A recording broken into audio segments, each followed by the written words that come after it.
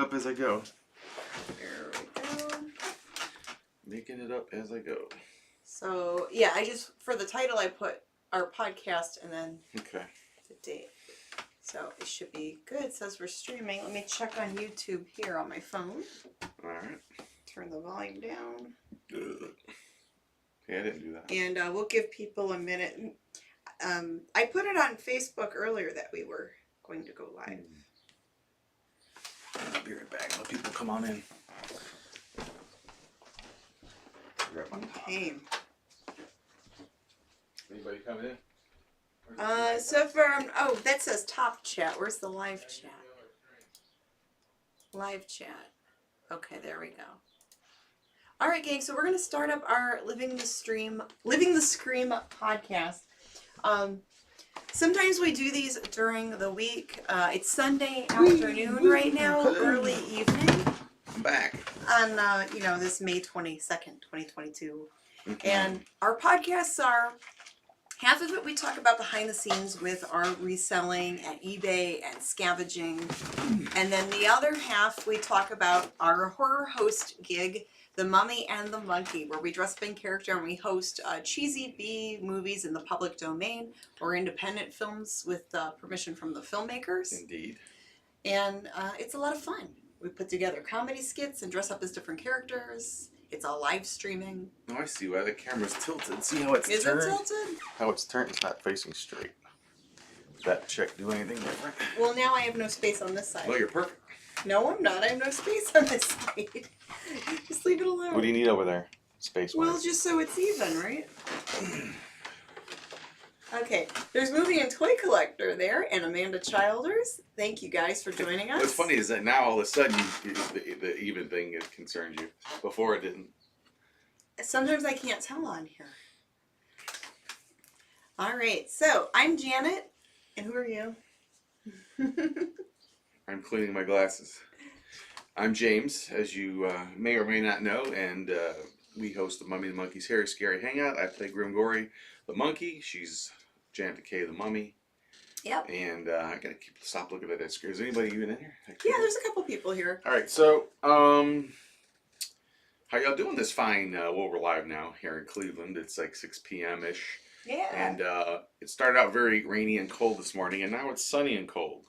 Yeah, it's not that cold. It's just a little. It's breezy out. It's a nice. little bit of a chill to the air. Mm-hmm. It's actually nice. It's comfortable. Don't have to Because, have the air on. yeah, Friday night it was like 80 degrees or 90 degrees. It was like way too warm. Very warm. Yeah. So I like the cooler weather. Not freezing cold, but I like not as hot. Right.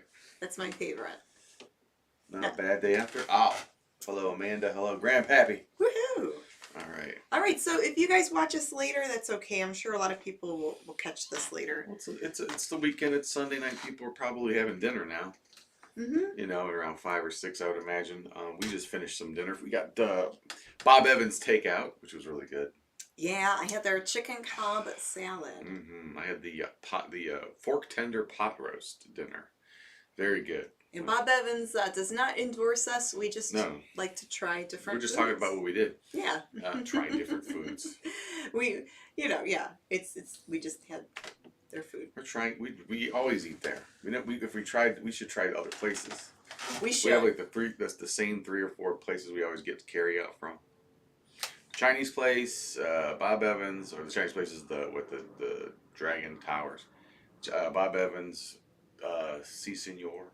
Si Senor is Mexican. Very good. We had some food from them maybe a few days ago. Si, we did. Yeah. It was good. Yeah, their tacos but are they good. don't endorse us, so yeah. it doesn't matter. Yeah, so none of this is a paid endorsement. Anyway, that might be restaurant. just too much mundane information. Nothing. Boring. Yeah, but but gotta eat. Gotta eat. All right, so an interesting thing. So Thursday we did work at an estate sale. That's true, we did. And that was interesting because we were working outside that day and tons of garden stuff, lots of like pots for plants and decorative things for a garden. Right. Hanging wind chimes and things like that. The whole yard was filled with neat stuff like that. It was a really cute yard. It was all fenced in with a little brick path, and a lot of people came out to shop. There was a lot of nice art pieces in the house. Real fancy designer clothing pieces. We bought a little bit here and there from the estate, but it was just fun to work that day and see how the sales go, to see how things work. So from time to time, we will work at a friend we know's estate sale. She runs estate sales. That's good. Fun day. Yeah. So that was something that we did like right before we had our Friday show. So that's why we went with a movie that was, one that we played before, but we haven't shown in a while. We went with a retro repeat. So John Suto has a question. He goes, any good seafood restaurants in your area? Well, you're the big seafood person. No. So, when he says that, that means I'm not. I'm not a seafood person. I see food, I eat food. Yeah, I mean, there's that. Yeah, you are a seafood. No, I'm not. I don't like to eat a lot of seafood. Like, we're kind of not landlocked, because actually the lake's not too far from here. But there's Pier W is a real good fancy place people go to, and the Lighthouse. Been to Pier W, but not in decades. But it's definitely a fancy schmancy place on the lake that has good seafood, and the Lighthouse I think it's just called the Lighthouse. Never been there yet either, but I haven't been there, I should say, ever. But I'd like to go there. McDonald's has a pretty good fillet of fish. Ooh, fancy. I really do like out of all the fish sandwiches from a fast food place, in my opinion, in my humble opinion, McDonald's has the best tasting fish sandwich.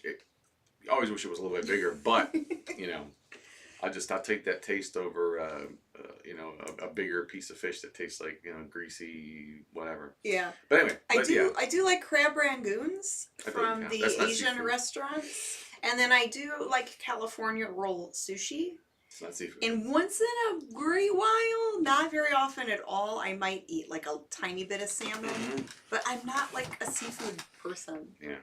So I love seafood. Yeah. But only to the point. I'm not a big lobster guy. I don't do that. I mean, I might like the way it tastes, but I never really tried it. If I had it, it was like mixed in with some other stuff, or crab. I don't really eat a lot of that. Crab cakes, I love though. I love crab cakes, especially from a restaurant that's by some wuta. And when I lived in Virginia Beach another lifetime ago, there was a place we used to go. Can't think of the name of it right now, but they had the best seared tuna chunks, grilled tuna. So good, like chunks of grilled tuna, but delicious. Expensive, you get like 4 or 5 pieces, but so good. He's saying this, and I'm thinking, barf. I'm not. Yeah, some people are seafood fans. I'm just not one of them. Yeah, but to answer your question, there are a handful. The big one back in the day in Cleveland used to be Captain Frank's. That was at the East 9th Pier. It's been long gone, but that's the place everybody would go in Cleveland to get seafood. And I vaguely remember going there as a kid with my mom. She loved that place. But so there's that question. Well, there's the seafood chat. This is casual laid back type of thing. So you want to go back to talking about the sale? Yeah, we worked that back sale. To the estate sale. And yard sales are popping up. We hit a couple of those. Yeah, you struck gold, literally. Yeah, that same day we were going to work at the estate sale. We got up a little bit earlier because I saw on Facebook Marketplace. I check Facebook Marketplace all the time now. There were like 2 sales in the area, so we thought, let's get up early and leave a little bit earlier so we could go and shop those other sales right before we have to go to the estate sale to go work. And yeah, I literally found 2 pieces that are real gold. I was looking through some costume jewelry at a yard sale, and I'm like, oh, well, that looks, I found a few things that I saw had some type of markings on them. And I'm like, well, that looks promising. Maybe it's marked sterling, maybe it's gold filled, maybe it's, Trifari or some costume jewelry brand. It had some type of stamping. Maybe it's Maybelline. Yeah, but I couldn't read the tiny fine print without my loop. So I grabbed them because... Getting old.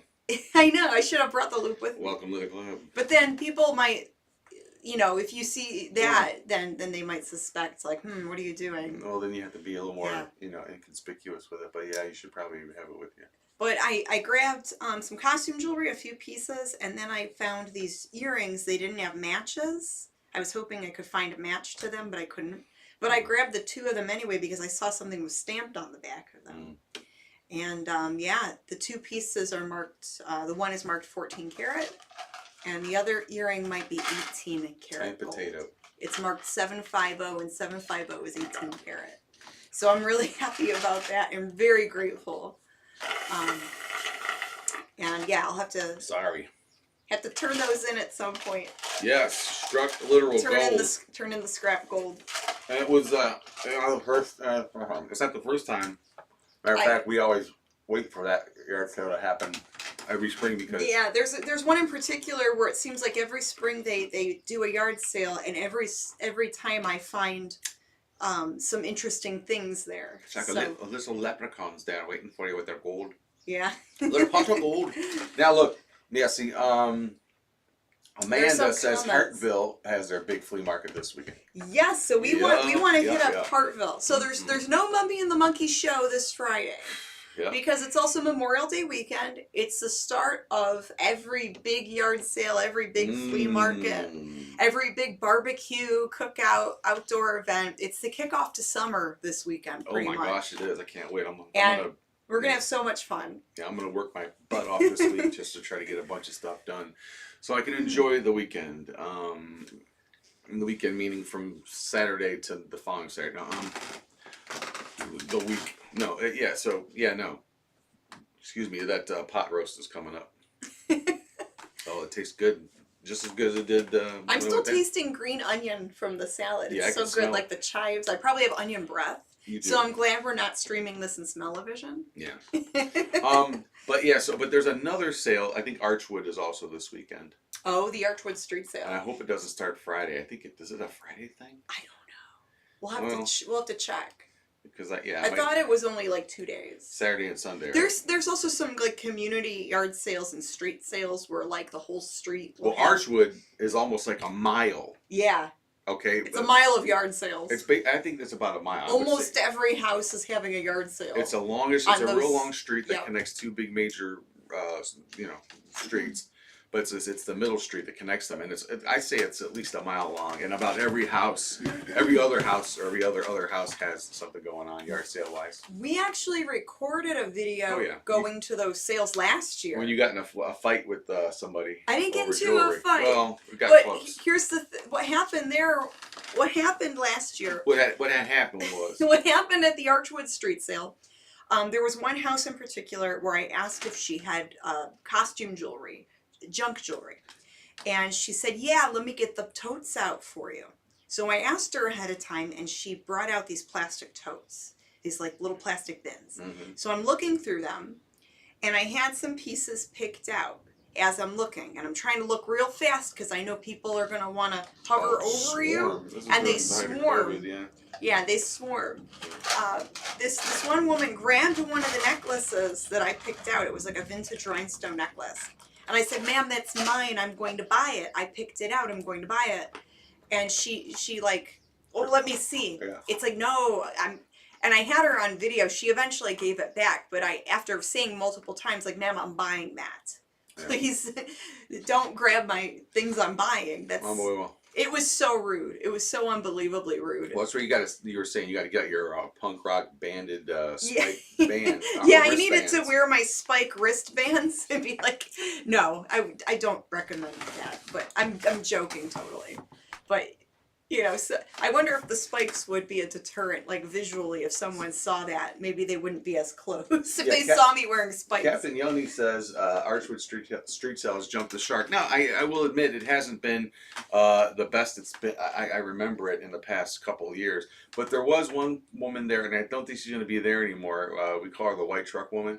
That would have that white moving truck in her just filled with stuff in her driveway. And the whole day she's pulling out like totes full of different stuff, and there's like a lot of gold and a lot of great stuff. And that's where you got the jewelry from. Yeah, where I was finding. You even asked her right there. You're like, "Do you have any jewelry?" She goes, "Oh, wait a minute." Not a lot of like actual silver or gold or anything like that, but it was like nice costume jewelry pieces. Some old watches. Like it was stuff that was just fun. She had a lot of different, like a Nothing variety like of stuff. super high dollar, but it was nice stuff for a cheap price. And I was able to put it, like if I paid $1 for it, I was able to put it on eBay for maybe $10 or $15. I remember once there was a CD. It was like a long box of a CD set came in. Yeah. And the CDs weren't in there, but what was in there was a bunch of Polaroids of a guy. Some adult material. Pretty much, in the buff, except for cowboy chaps and stuff like that, and the hat. Like he took those pictures to give to someone. I don't know. Maybe. Well, again, I didn't make up why. I have no clue why he took the pictures, other than they were there. And I thought that was the funniest thing. And I'm like, oh my god, this is. I don't know what I would do with them, but or maybe I do. No, it's just funny. It was just funny to, and I was like, well, okay, and I asked how much the box was, and of course the guy that runs the sale opens the box. It's like, why do you have to inspect everything? And what are these? I'm like, I didn't know. I didn't know those were in there. I just thought it'd been a funny find, but again, what are we gonna do with them? I don't know. But anyway, so that didn't happen. Captain Yanni says, have you ever been to that multi-state street sale? So we have been to the world's largest yard sale. I think that's... For about an hour we went to that. Well, the Route 127 yard sale, we went several years back. Yeah. It's like almost 3... So from northern Ohio, it's almost 3 hours to even get to the Ohio part of it. So it's like 6 hours. It starts in Michigan and goes all the way down to like Georgia. And it goes down Route 127. That's why it's called the Route 127 yard sale. So it goes across like 5 different states. So yeah, we just went to the Ohio part and we filled up his car. Like we took the SUV and we filled it up. Yeah. And it was such a long drive. So we thought if we were to do that again, we'd probably have to stay the night somewhere and make it like a big road trip or something. But I don't know. That's the cat. Is that Louie? Or somebody crying? That's Jack. Oh, Jack. Okay. He loves to cry.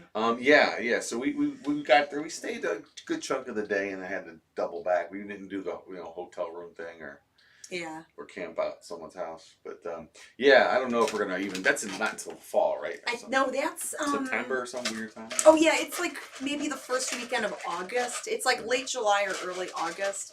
There's some other sale like that. That's goes down, what road is that? Or routes? I don't remember, but there's a few like that where they claim to be the world's largest yard sales. Yeah. But it is crazy because once you hit, like we went once, it was down in near Van Wert, Ohio. It's like close to the Ohio-Indiana border. Right. And you'll hit like these little towns. Sorry. And like the whole town will have like a whole strip of yard sales, like the whole...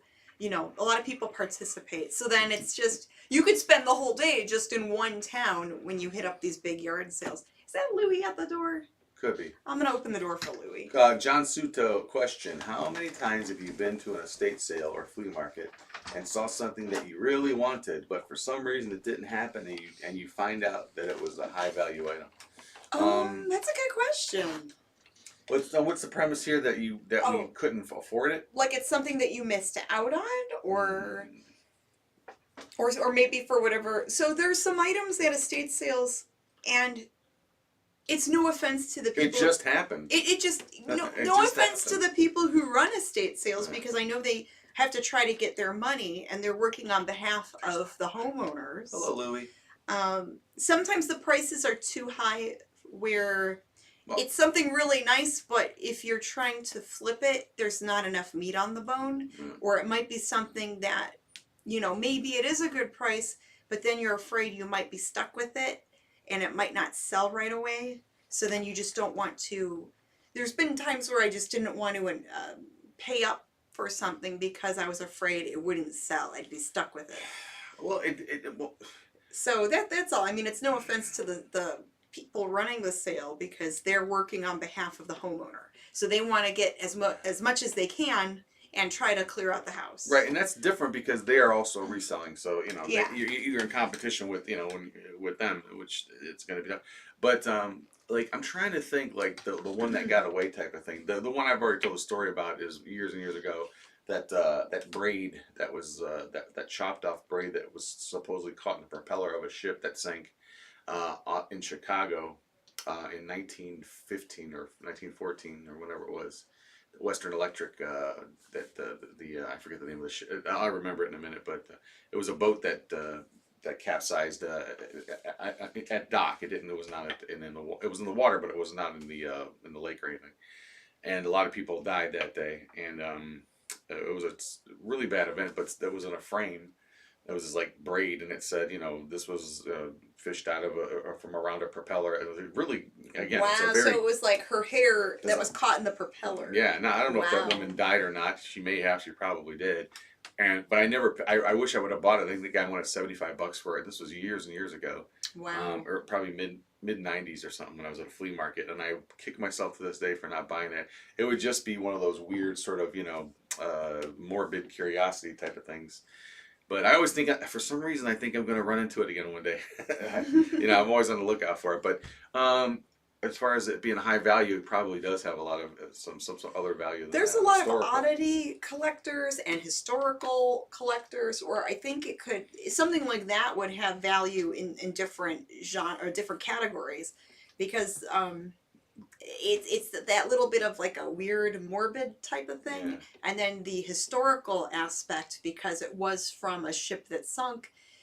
There's a lot of people that collect nautical stuff and ships and the history of it. Well, let's go back to that question though. So we're pretty good. Janet and I are pretty good at, like, when we're out and about, we see stuff, we know that it's, we're good at doing that. What would be, I think that question would be better answered. Have we ever like posted videos of us out and about and totally pass something up, and someone goes, "Hey," that a viewer just writes in, "Hey, you should have picked up that green egg or that." Or that glass, blah blah blah. Yeah. That's hundreds of dollars, and it was on the dollar table. That we haven't experienced. Yeah, but not that we know of anyway. That's one of my biggest fears, though, is that where you leave something on the table because we don't have the knowledge about it. Because you just don't know the knowledge of it. And that's why it's important if you're doing this kind of stuff. Especially if you're all over the place, like at a flea, because unless you just niche or niche a certain type of thing. If you only sell shoes, if you only sell clothing, if you only sell whatever, because you could be leaving so much money on the table but the more you know about anything, whether it's about everything or about just a few things, you're going to be way better off. And we're pretty good at that. We rarely leave anything behind that we're aware of. Yeah, I mean, like the sports memorabilia, I'm not that keen on. Nike shoes, some of that stuff, like the sports stuff, athletic stuff, I am still learning. Which sucks in that situation and too. because there's also a lot of counterfeit with that, so it's a little tricky. A pair of shoes that could look like Air Jordans could also be phonies, or maybe it's like a design that isn't as sought after. But then maybe there's one that's super valuable. Well, it's really tough with that. Yeah, and I think a better way to answer that question, it just happened at the place where you struck gold, the yard sale. When we got there, they didn't have a whole lot of stuff that I was interested in, like clothing and some knick-knack stuff, but nothing really cool. But there was a woman there who got there before us, and she had a little troll. It was a troll clubhouse, the trolls with the hair. It might have been from the 1980s, it looked like to me. And 2 troll dolls it was like $2 they had on for these 2 nice dolls. I have some troll things. Let's not get too specific with it being trolls, but it was a good deal. But the fact is that she got there, and I saw that and I went, yeah, I would have picked that up too for $2, no matter what it is. But that did happen there. Yeah, so that happens every now and then where we go to a sale and someone else grabs something that's cool before us because they got there first. And what I'm trying to do is answer that question with something like that. Yeah, that's happened a few. That always happens. Like you're looking at something, but someone's in front of you, or they're already there, and you're like, oh, I want that thing, it's so good. And they buy it, and you're like, rats. Okay, Jonathan says, I find it funny to see your husband, Janet, without his monkey mask on. Oh, boy. The monkey shaved. Aw. There you go. Hi, Connie Cleary. Connie's here. Mark M. is here. John Lincoln's here. Hey, John. Cool. We've got some more people in the chat. People are mowing along. So, okay, and we've been listing stuff like crazy because we did buy a few things over the week. We did buy some things over the weekend at some local yard sales. Well, more than a few, but you know, we went to an estate sale. Yeah. A little bit before the one we worked, we went to one that was right around, right up the street from us. And then I went back the next morning and grabbed a bunch of other stuff. But the first day we were there, I mean, we could only, we had to be somewhere before 10 o'clock to help work there. And and this thing started at 9, this other estate sale that we weren't involved with. Yeah, so we were just going real quick to these local sales. What? Jonathan, oh, thank you. That was a $10 monkey face. Good sir. I give you the floppy banana for that. That doesn't look right. Get that from over there. Jeez. Well, this is a family show. Yeah, we were under pressure. There was a lot of people at this estate sale because it was billed as like 50 years of collecting, and it was a family that lived in that house for multiple generations. Yeah. Since the early the late 1900s, they were in that house since the beginning. And there, you could tell there was just layers of different stuff, lots of sports memorabilia. They loved Cleveland sports because we found a ton of newspaper clippings. Well, the guy was a pharmacist, by the way. Oh, okay. And different articles and paper stuff that related to Cleveland sports. Mm-hmm. We also found an autograph that I did sell over the weekend. Mm-hmm. There was a scrapbook I was flipping through. They had in the basement of this house, it was fill a bag, $10 of all the paper, the ephemera. And I found an autograph in that scrapbook and put the scrapbook in the bag. And yeah. You're going to show it? I'll show it in a minute here. Horror Garden's asking, are you guys doing Monster Bash in June? No, we are not doing Monster Bash. We don't know when we will return to the Monster Bash. But we're just doing some local events here in Ohio for now. So we just can't travel there at this time. Okay, so yeah, now I can show it. Yeah. So in the scrapbook, he's not even a Cleveland player. He was for the Cincinnati Reds. Yep. This is Pete Rose. Not Pete Ross, as you kept. I kept saying Ross, but it's Pete Rose. Pete Rose. It's good old Charlie Hustle. Yeah. So this was in the scrapbook, and this was from the picture says the Wahoo Club of Cleveland. This is from 1979. It has like his stats and his info on the back. And then like a caricature, like a cartoon drawing of him. Mm-hmm. And he signed it in ink right there. In blue ink pen. In blue ink pen. And I sold that for $90. I had it up because his autographs honestly don't sell for that much. But because it's from the Wahoo Club, and I thought that was interesting, and it looked like it could have been more rare. So I put it up for a high price. I started it at like $200 or best offer, and this one guy kept... You went back and forth with this guy? We kept going back and forth. This one buyer kept messaging me like he really wanted this, and he offered me $90. First he offered you $50. First he offered me $50, and I said no. Right. I countered $120. Yes. And then he countered $90. And then I got the messages saying, oh, please, I want to replace one that I lost, blah, blah, blah. So I'm like, I thought about it for a day, and then I'm like, okay, fine. $90. And I think... So that sold for $90. Between us, I think we spent like $30 the first day we were there, and I spent $45 the next day I was there. Yeah. So that paid for that. Whatever we collectively spent. So anything else that we sell after that is going to be profit. Gravy. Because we didn't pay much at that sale for the pile of things we purchased. Yeah. Another thing that sold.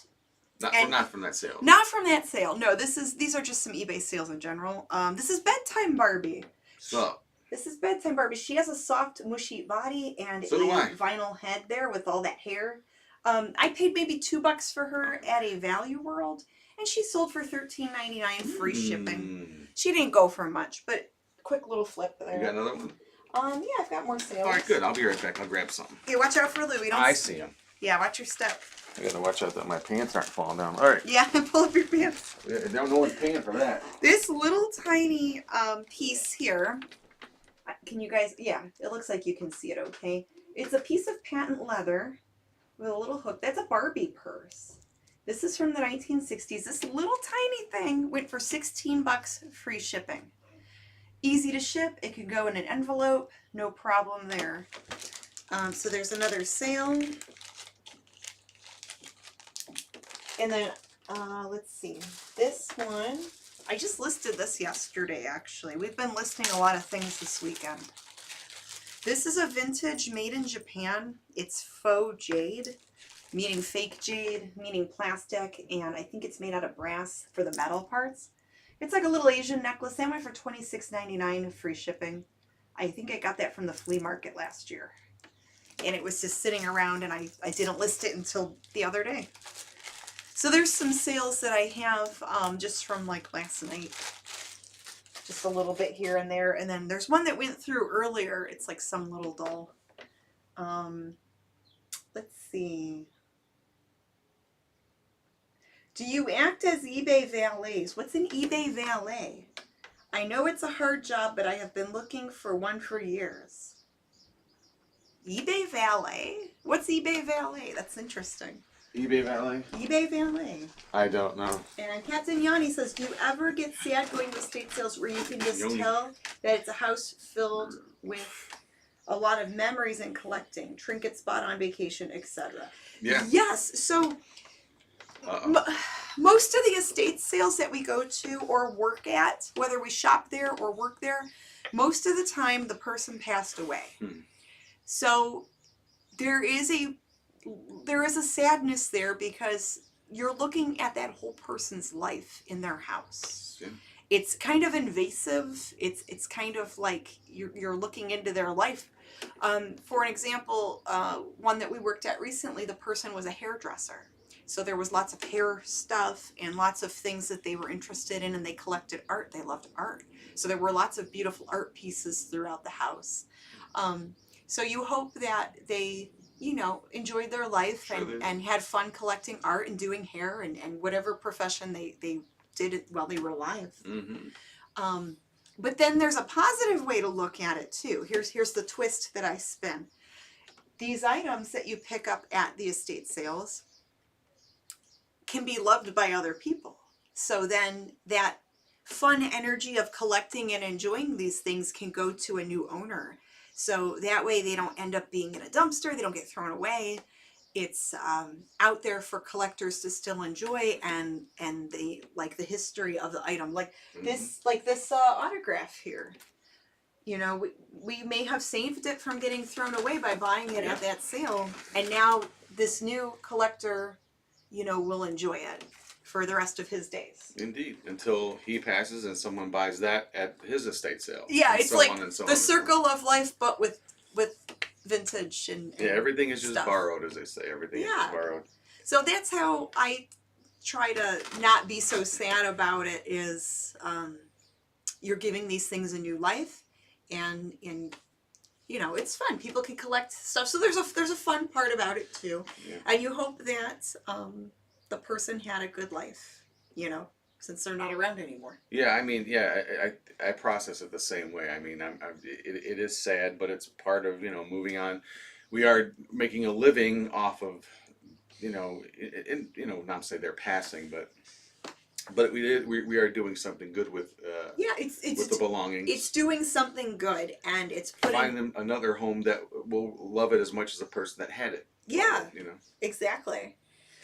Mark says there are a lot of estate sales down in Florida. Well, Mark, I wonder why. Well, think of all the different people that about the people that go down there. I've heard pretty of much people calling Florida God's waiting room. It's the waiting room, right? It's God's waiting room, and so when they're gone, I mean, boom, they're closer to being gone than some other people are, in different stages of their life. But yeah, that makes sense. I mean, maybe we should move to Florida.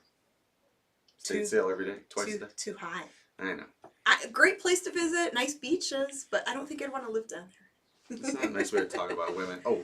Beach. Like the water. Beaches, the water. I'll show you a couple things I sold, all right? So what did you sell this weekend? I sold, and I picked these up for they were like $4 a piece. They're, what's this guy's name again? Brian Froud. He was, an artist, painted a lot of this like fantasy fairy stuff in the 90s. He probably still does all this kind of things. But these are there's 3 like vanilla scented candles in these little tins, and they were $4 a piece at the VOA, and you weren't sure about them, but I said they'll sell, and I put them up both. I have 2 of them, 2 sets of these. Put it for $25 plus shipping. There's not free shipping with these. So yeah, they both sold already. So I don't know if I underpriced them or. But, turned 8 into 50, and a little bit, not that bad. I paid for that day. Good flip. I spent $40 that day. Good flip. Easy to ship. Yep. So they're going out tomorrow. And then this another good flip. Love books and media and CDs and things. But this is an unusual book I got at a Savers. I think I paid like $3 or $4 for this. But it's called Play On Power Pop Heroes. And it's just like, it looks like it's a... When you look this up, so it's a book about different bands. Yeah, but all kinds. Yeah, these are bands from the 80s and 90s, I believe. But like the hair bands and stuff. There's a couple different volumes of this. Anyway, $4. They sold. I had it up for $100 because that's what they were comping at, between 75 and 100. And someone offered 75 plus free shipping, so I took it. So $4.70 after before all the fees. Did that book have a barcode on it? It does not. No, it's like one of these vanity press books. See, so there's a lot of booksellers that will go to any thrift store or sale. And that's why no one bought it. And they scan through all the barcodes. Yeah. If it doesn't have a barcode, some people don't want to type it in. They don't want to deal with it. That book didn't have a barcode on the back. Go-Go's. Yeah. It wasn't easy for them to check it. No, I checked it right there when I was standing there. You took the time to check it.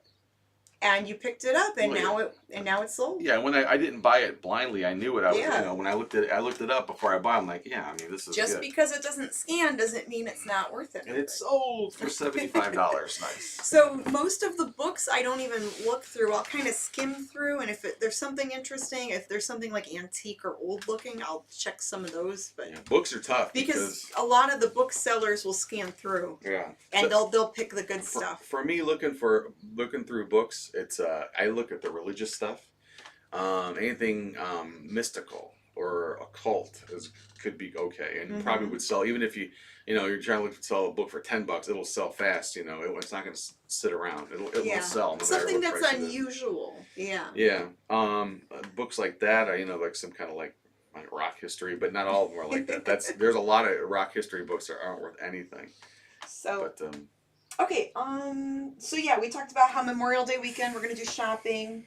Yeah. So we're trying to get all of our listings put in. We're trying to go through like our what some people will call the death piles. I got lots of those. To go through some of the stuff that we still have to sort through, and decide whether we're gonna keep, sell, donate. At least try to get a little better handle on it before we go out and buy more stuff over the weekend. So yeah, I think I listed like 20 things yesterday. I'm going to try to list 20 more tonight. I listed a ton, probably close to 30 things. Yeah, and I have over 2,000 eBay listings. Me too. Yeah, between both of us, we have over 4,000 eBay listings. And we're still broke, no. Here's some stuff I listed recently that was fun. I found, Mark is asking real quick, is James a comic collector or just a seller? You're both. Both. Yeah, I don't sell too many of them. I should. I probably have a lot of good stuff. But a lot of it I want to keep. Yeah, some comic books we keep, some we sell. Like I sold a Care Bears comic book last week. It went for like $48. Yeah, that was crazy. And it was something that I bought years ago when I was a teenager. I think I picked it up at a discount store where Mark's used to have the comic books like in baggies, and they were like 10 of them for $1. Yeah, they would just pack them up. And I would pick up these baggies of comic books, and now 20 years later, I'm looking through them, and some of them I'm parting with because I'm like, oh, Care Bears $48, okay. Oh, I listed. So go back to the estate sale. When I went back to the estate sale. Well, the first time we were there, I was real happy. Again, I was not sad, but I saw that people had like their piles of stuff, and they found all the good stuff. I mean, they did. It was whatever they had up there that was like toys down in the basement were snapped up real quick. And so I try to, find the scraps that are there, and hopefully I'd find something that, is worth something that they overlook. Yeah, what other people would overlook or maybe not see. Well, we're looking through all those papers that were on that table. Yeah. In the basement. And, again, a lot of sports, newspaper clippings, yada, yada, piles of stuff like that. But then I saw this underneath it all. I saw it was underneath all of that stuff. I saw this sticking out. And I'm like, oh, black light poster. I was like, yes. Super groovy. Nobody wanted that. Nobody saw it underneath all those papers. I'm like, oh, this is what I'm here for. So, that's cool. Hi, Tom O. I think it's from 1977. It's not the 60s one, but it is a black light poster, and it is probably about $50. Cool. As is. So I got to figure out how to. I don't think I want to roll this one up, and I'm having an issue with that right now with some of the posters I grabbed from there. The paper's a little old and crunchy.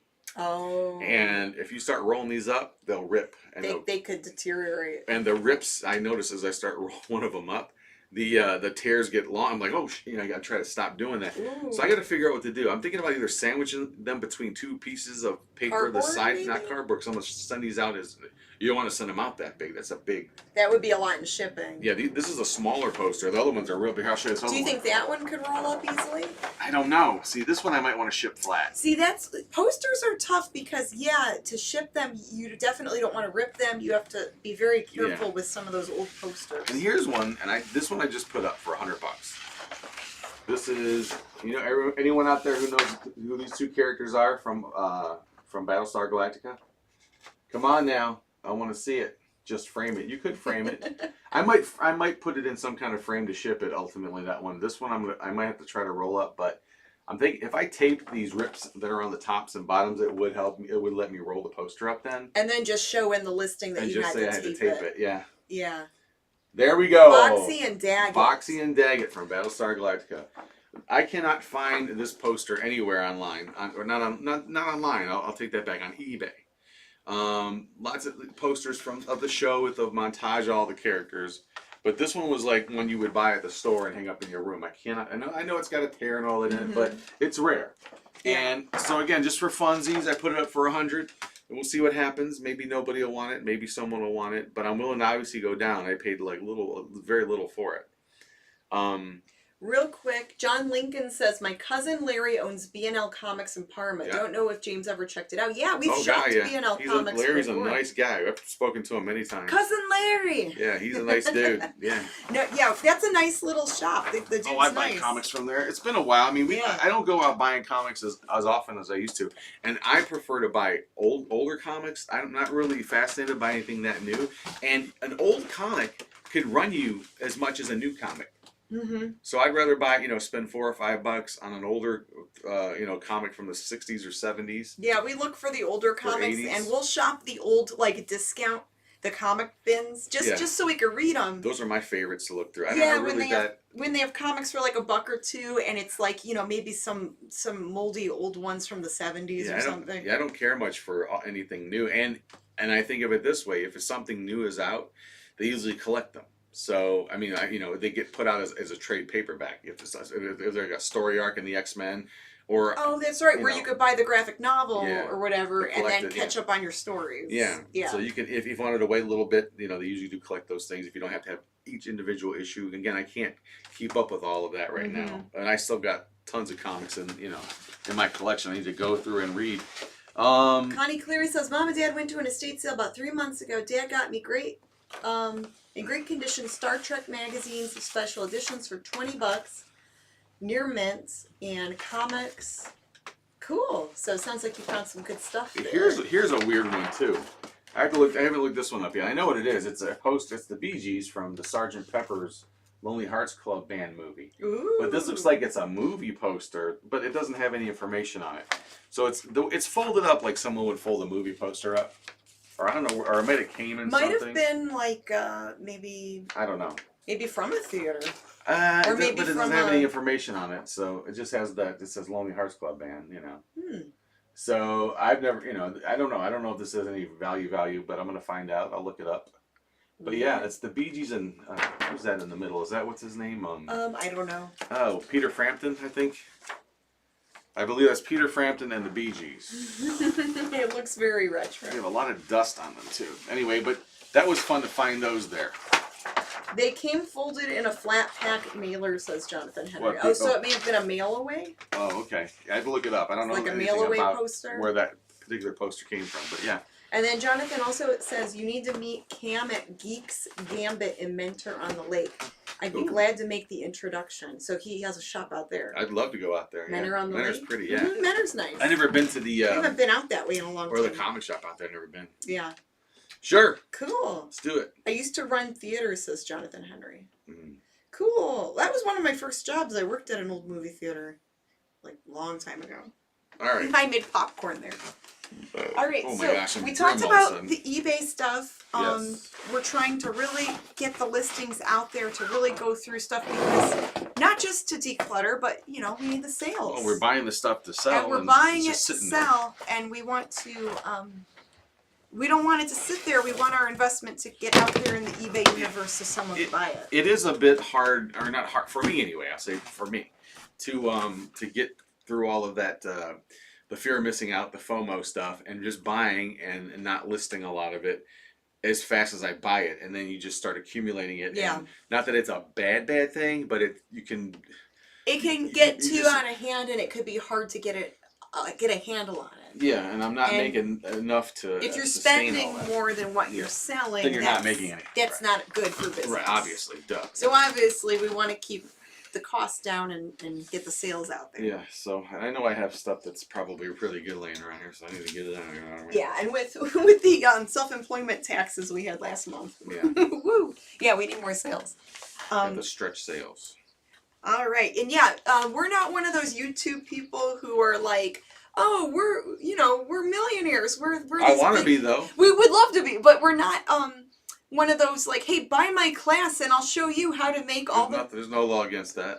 I know, but I'm saying is. But we couldn't teach anybody. We're not doing it. We're not doing good. So how can we teach anybody anything? We need to do better. I disagree with you on that. I think that it is. Look, no one has to subscribe to those things. No, but it's not against the law. It's like those real estate guys that do okay in real estate, then they do a course on it. They find out they make more money. They sell maybe 2 houses, and then they end up making more money selling videos on how to sell houses. And I think that's a way to parlay, and there's nothing wrong with that. Well, but you can. I know what you're saying though. We're not trying to. We're not trying to. But act like this is glitzy or glamorous. It's just, you know. If we did it, we can eat and pay our bills. We're not like millionaires here. Yeah, again, I don't want to be doing it. Of course, we want to do better. Yes. Of course, we're striving to do better. Yeah. And we have goals in mind. And I would not be opposed if there was something we could actually teach people and they wanted to shell out a few bucks to listen to us or take a special course. Why not? I don't understand. I don't know what the problem is, especially if you really have information that you could... Then we could do something goofy like, it's so easy to sell online, even a monkey could do it. Right. You can put a spin on it like that. And then we could dress you up like Grimm. Mm-hmm. And you could do a funny video. The eBay dungeon. All right. So let's switch gears, speaking of monkeys, and let's go into Mummy and the Monkey chat. All right. So June 4th. So, okay. No Mummy and the Monkey shows for a couple weeks. What? We return June 10th. We return Friday, June 10th. Cut. Take 2. Take 2. Oh, yeah. we can't do that.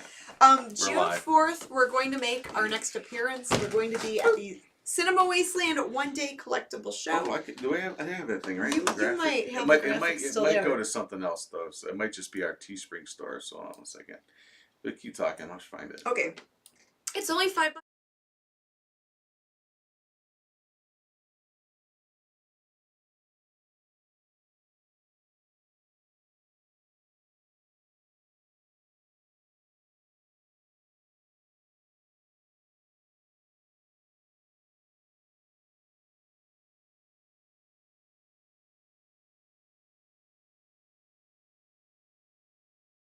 So you can see Janet Decay and Grimm Gorri there in person. Right. Let me know when you want to go back to the camera. I'm still... Are you picking your nose? Ooh. They lost sound. Oh, for the picture they lost sound. Sorry about that.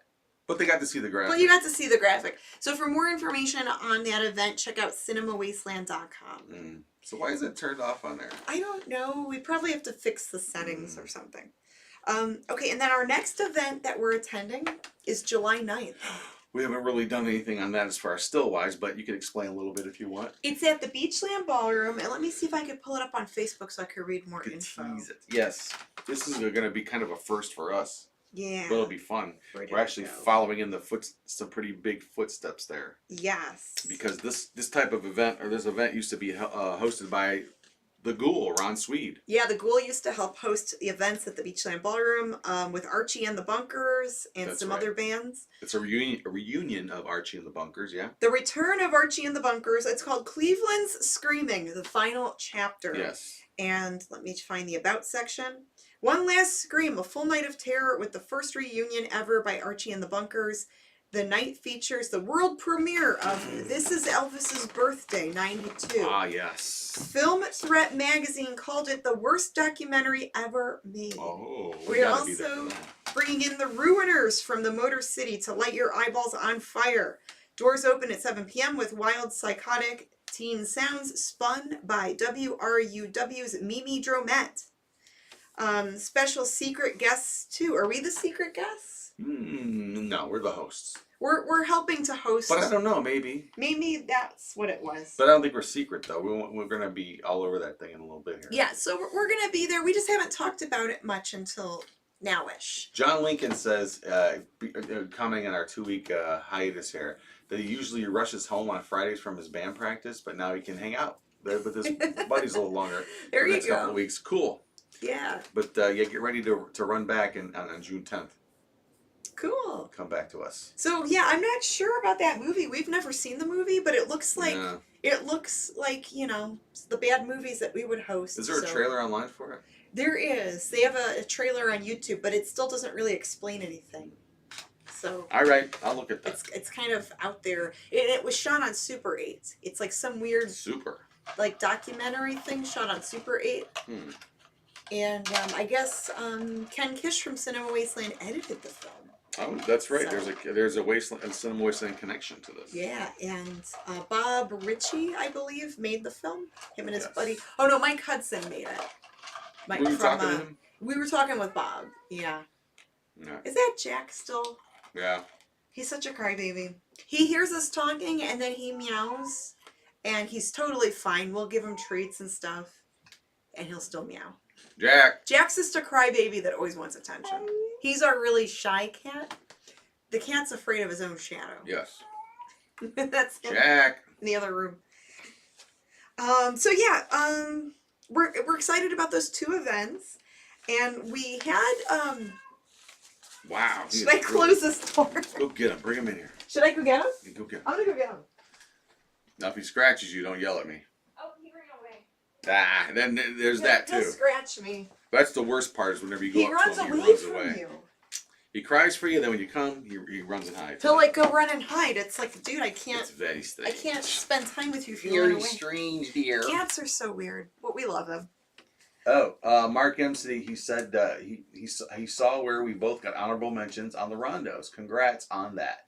Oh, thank you. Thank you. Yeah, I mean, you know, it's been the last bunch of years. Yeah. That we made it to the ballot, and then when it's all said and done and Svengoolie wins again, we make at least honorable mention. Pretty much, yeah. But you know, it's nice to be on the ballot. Yeah. It's nice to get honorable mention. So Absolutely. we've had honorable mention for 3 or 4 times now. I don't care if I win the King and Queen of Prom. I just want to be invited to the dance. So we're grateful for that. Yeah. And you know, we congratulate the winners every year. Louie! There's Lulu again. We were going to be how should I word this? We were going to be a part of a video thing out west this year, but it got postponed. Yeah, well, yeah. So we can't really talk about it right now. What's he for? But we will once it materializes. He's got. I wonder if Jack was on his back. Was Jack trying to? He's got his back is wet right here. Ew! Did Jack slobber? Like he was drooling all over him. You okay, Louie? You need rest? Anyway. So Mark yeah. says Mr. Lobo always says a vote for me is a vote for Svengoolie. Yeah. I mean, you got to joke about it, right? Yeah, I mean, of course, you know, you got to give Sven props. I mean, he's got a big audience and a big viewership. We've talked about this before. We won't have to get into it, but a lot of people feel like it's almost a joke now in a way that, you know, because it's like, okay, yeah, the Svengoolie Award. I mean, why even bother having this category? Is there something you could do, like retire Svengoolie and just have him be like a Hall of Famer forever? Or do a different category, like you have like maybe television based hosts and then internet based hosts. I don't know. Yeah, But the guy won't do it. We talked about this on a Many previous podcast. And this has been brought up by many, because every host out there that's working hard to put their shows out, Yeah. that people actually enjoy and whatever.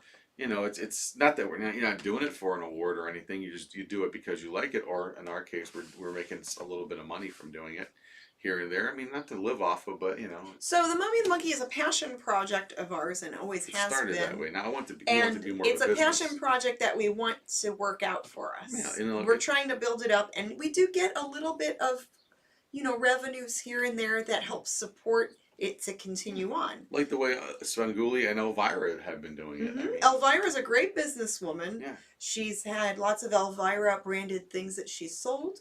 Her appearances she makes money on. She's made money on her shows here and there. So yeah, endorsements, whatever. She owns the rights to her character. As we do. She owns her look and has it trademarked and everything. Yeah. So as we do. Mm-hmm. Yeah.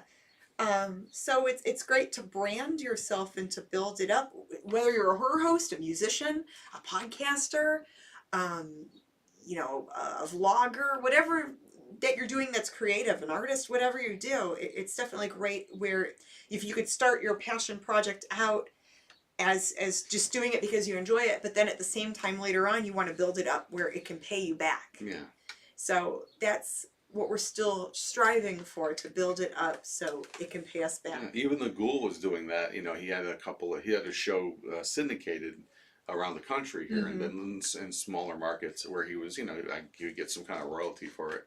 Again, not enough to set him up for life. He's passed away, by the way, around Sweden several years ago. Yeah, he passed away several years ago, but he would get paid for appearances. Yeah, and I remember him talking about. I remember when he was at this one appearance. It was before I met you.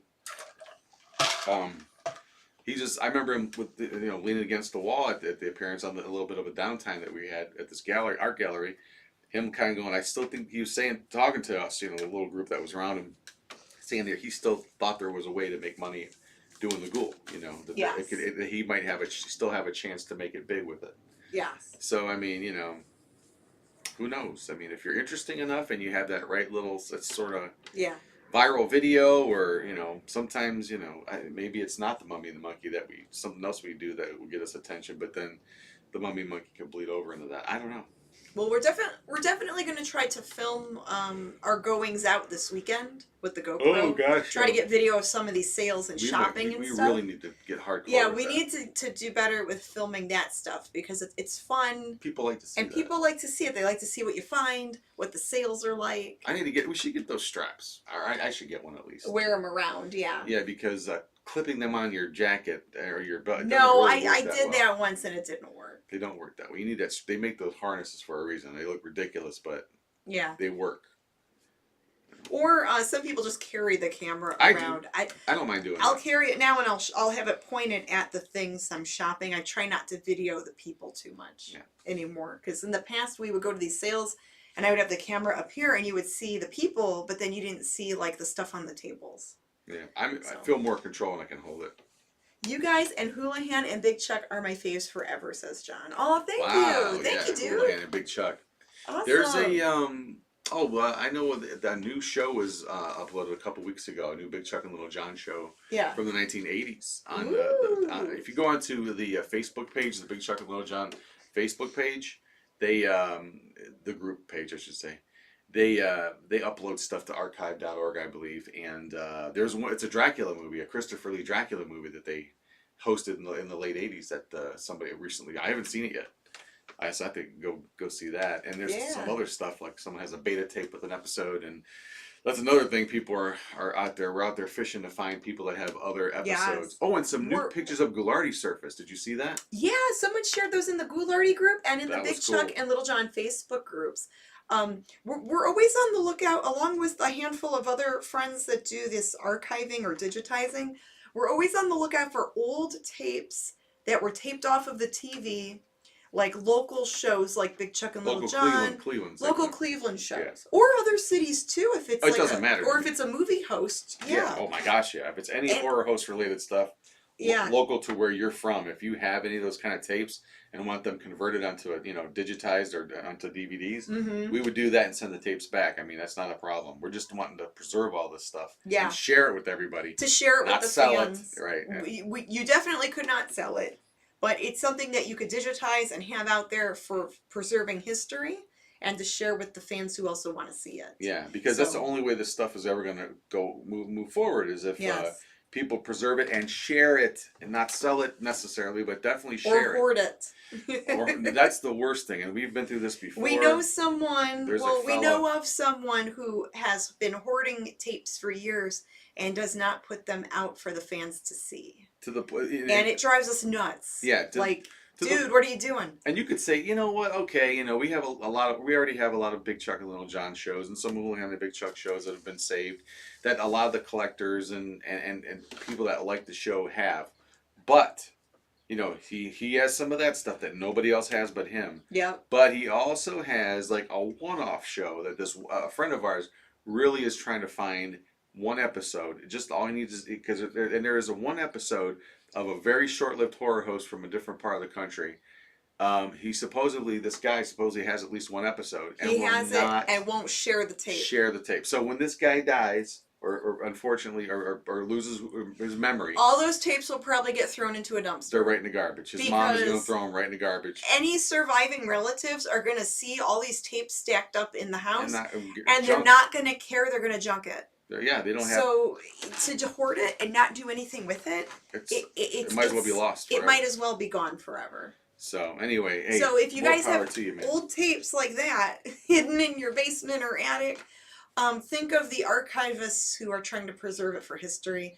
Contact us through our email, MummyAndMonkey@gmail.com. We could digitize the tape for you. We could make a DVD copy for you. Yeah, we even have our friends, some friends of ours, we say members, friends of ours, that actually clean tapes. If they're moldy, we can do that. Yes, we have some other friends that they know how to clean the mold off of the old VHS tapes. Speaking of that, there's a real big job that we need to start getting on with the ghoul stuff that's out there that I think it's pretty much open door now for us to do something about it. So cool. We'll have to see what we can do. To follow through with that. It's a different challenge because of what they're taped on. Yeah, there may be tapes of the ghoul that might be able to be saved.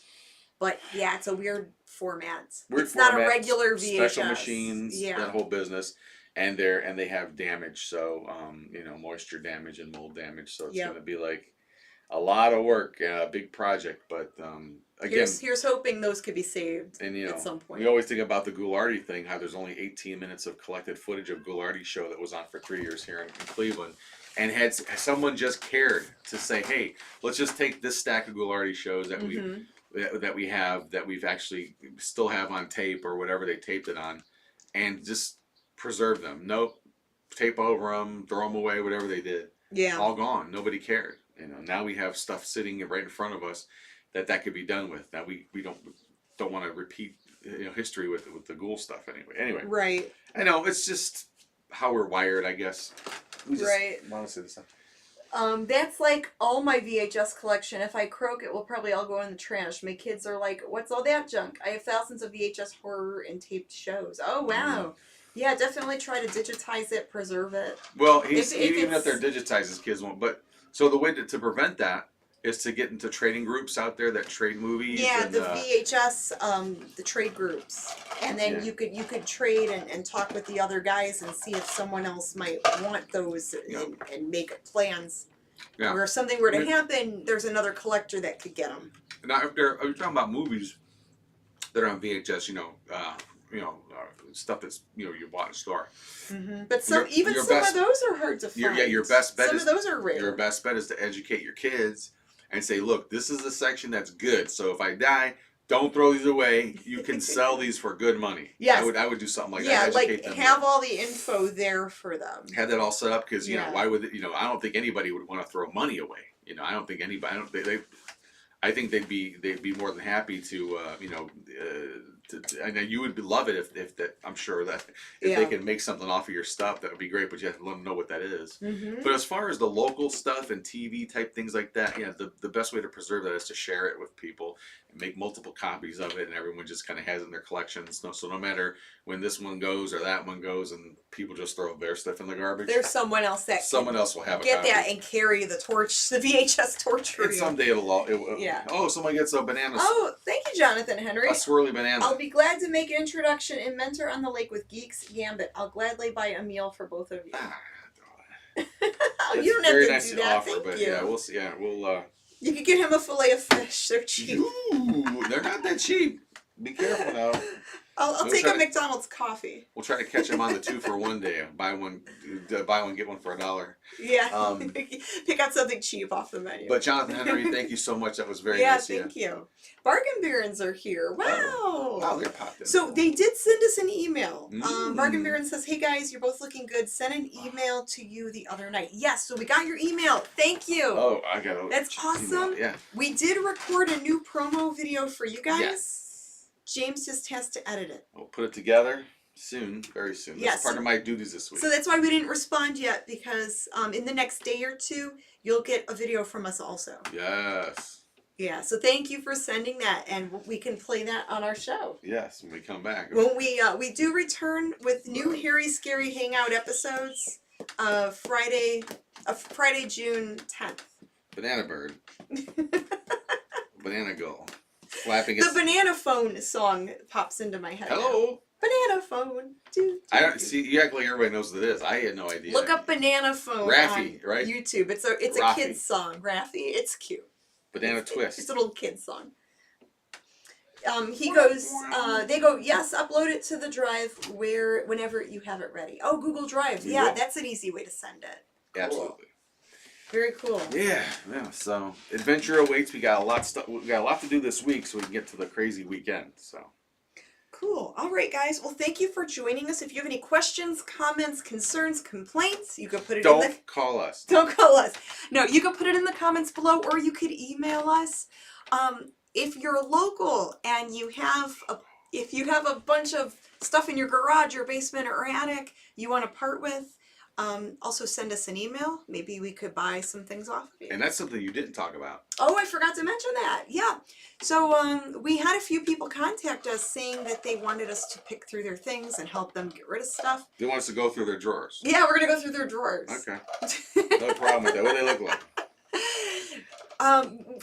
Someone contacted us saying that they wanted to have a yard sale, but before they do, they wanted us to take a look and buy some things, which is nice. Yeah. So I said, yes, definitely let us know what day you're having, what day we could come out and shop. That's what we call a private pick. Another person was a friend of a friend is cleaning out their mother's house or something. So we were going to hopefully go and check that out, but we're just waiting for a call back. And yeah, we heard early on in the process of becoming resellers, we'd watch a lot of different videos and stuff like that. And some of the guys was too, like, I think it was like, a Craigslist hunter and golden finger picker. Yeah. They would make comments about a lot of different things, but they would also say, look, if you put it out there, that's what you do. It gets around, and you just start getting calls out of the blue from people that, hey, I heard that you guys do this. We'd love for you to come through, and you get to. So that does happen. Sometimes we will get that message or phone call like, hey, do you want to look at our stuff? So sometimes to get that first dibs is always great. It's fun. It's always nice because then I'm going to get that troll house with the 2 trolls. You know what I mean? I'm not going to miss out on that, or whatever that represents. Yes. But yeah, so we're looking forward to hearing back from them. So this should be an exciting week. Lots to do. Lots to. Yeah. Oh, and one real quick thing we talk about real quick. I just mentioned that Bates, another YouTuber, a reseller. I think it was Commonwealth Picker. Wasn't he talking about how he thinks that this yard sales and garage sales this year are going to be a little better because of the eBay. He's mimicking the guy's voice because he's Southern. He's got a little bit of an accent. Now I think that eBay, he doesn't like him.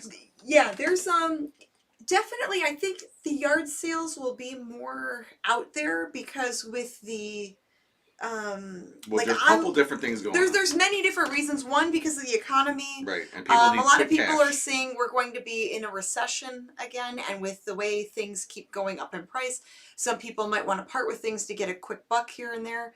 Another reason is the eBay and the federal thing where if you're selling online and if you sell anything over $600, that's it. You have to you get a 1099 form and you have to claim it. Yeah. Because it used to be if you sold anything over 20,000, wasn't it? Something like that, but technically you're supposed to claim anything you sell on. Yeah, and that's between you and the Fed. And for any of that advice, we recommend talking to a CPA. We are not those. But eBay just said, look, screw it. We're going to get everybody. Because then, you know, because they know no one's going to sit there and just go, I'm going to make my $550 on eBay this year. So we think a lot of people there's going to be a lot more people that don't want to mess with online as much. They'd rather just sell it quick in person, like on Marketplace or at a yard sale or at a flea market. And we've spoken to people firsthand about this. And we've had people tell us that they didn't want to mess with eBay. They'd rather just sell it quick. Yep. So, you know, and get cash. So we're like, okay, that's all right. Well, then we'll buy it for cheap and sell it. Still do with the eBay stuff. I mean, there's still like eBay fees and shipping and taxes, but it's what we do. Well, so it's part of running the business. Well, and like, you know, and I think when you do this, you understand that eBay is just, it's a virtual store. Yes. Now you can get a brick and mortar like you've done, and you got to pay, you know, utilities, your rent, whatever else overhead you have for a store, supplies, this, that, right. And I think that's a lot more expensive than an eBay store where you know you're paying a certain percentage of sales, and that's really it. I mean. All right. Well, let's wrap this up. It's a little over the hour mark. Yeah, we're good. Yeah, so we're good. So thank you guys for joining us. Thanks for tuning in. Hit the like button if you have not subscribed to the channel. Maybe if you're watching this later and if you're new to our channel, you can hit subscribe. Yes. We do have a Monster Hustle playlist with the podcasts and reselling videos. And then we also have the Mummy and the Monkey playlist for the movie, you know, the cheesy movies and the characters. Yeah. So when we come back with this podcast, there's probably going to be a lot of good video and stuff like that. Yes, and we need to catch up on the Bargain Barons, their new videos. Yes. They are a great YouTube channel, the Bargain Barons, Karen and... You forgot his name. Rob. I almost said Karen. Ron. I feel terrible. I almost said Rob. It's what? Rob and Karen. I'm so sorry. Well, Karen is easy to remember. Karen. Rob and Karen, the Bargain Barons. There you go. Yes. And Mark M is new to the channel. I'm getting all the names mixed up. I forget your name sometimes. I feel like an idiot now. I think you forget my name seriously sometimes because you call me other stuff. That's not my name. Oh, maybe. I know you're talking to me either way. My name doesn't start with an A. Who's MF? I don't know. No. Well, there's some truth. Anyway. If you're married, you know. So that's going to wrap it up for this episode of Living the Scream. Thank you so much for joining us. And hopefully, whatever you're doing out there, you're successful at it, because we sure the hell are not. No. Because we're having a good trying, time. And we're learning as we go. We're having a good time, and maybe we can all learn something together. All right. Bye, guys. Mwah. See ya.